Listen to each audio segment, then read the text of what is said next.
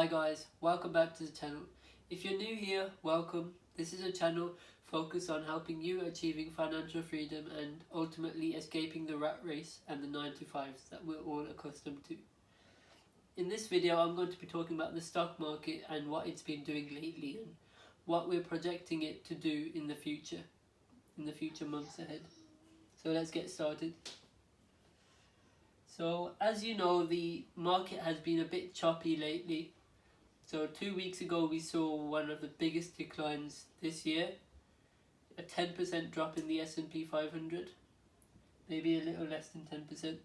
And the week after, as soon as the elections happened, there was a rise of around 10%. So the market completely erased the losses of the previous week and added a little bit more. Now why is this sudden change of sentiment? Why has this happened? One, we know the outcome of the election. Biden has won. We've got that result. And why this is important is the market hates uncertainty.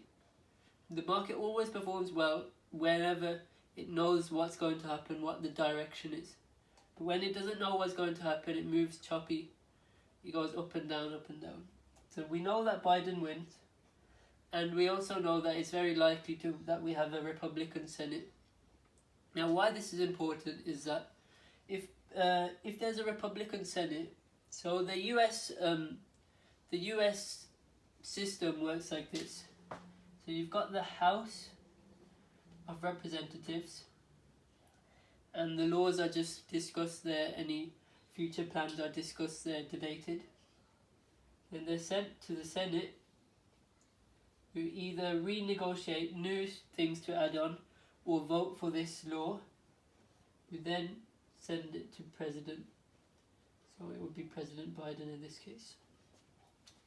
So this is important because Biden's proposed plans are tax increases, corporation taxes, capital gains taxes, all things which scared investors out of the market. But as soon as we see that the Senate is red, then we see that it's going to be tough to pass through those tax regulations and other increased tax reforms. That's why so it's looking increasingly unlikely for these tax reforms to actually occur. I'm not saying it can't happen, but it's unlikely.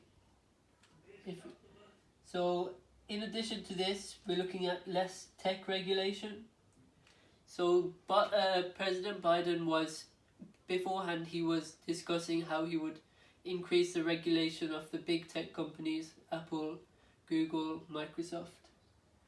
But now with a red Senate, it's looking increasingly unlikely as well, as I explained previously. So, and the big tech are a big chunk of the stock market too, so if they go up, usually the rest of the market goes up too. In addition to this, less stimulus. Now, Joe Biden was proposing a massive stimulus plan beforehand. Absolutely insane amounts of money, trillions. And now there's a red Senate, it's looking less likely to go through for that amount of stimulus at least. So you could argue that more stimulus would lead to increased taxation, and less stimulus leads to less taxation. Now, some stocks to buy now that Biden has won. So what I'd say is you look at these 4 industries. So one, renewables. These are really heavily featured on Joe Biden's manifesto. So he's proposed a $2 trillion bill just for increased renewables, so solar, wind, hydroelectric power, all of those. Electric vehicles. Already California has said that they want 100% electric vehicles by 2040. And Joe Biden is an advocate of green energy with his Green New Deal.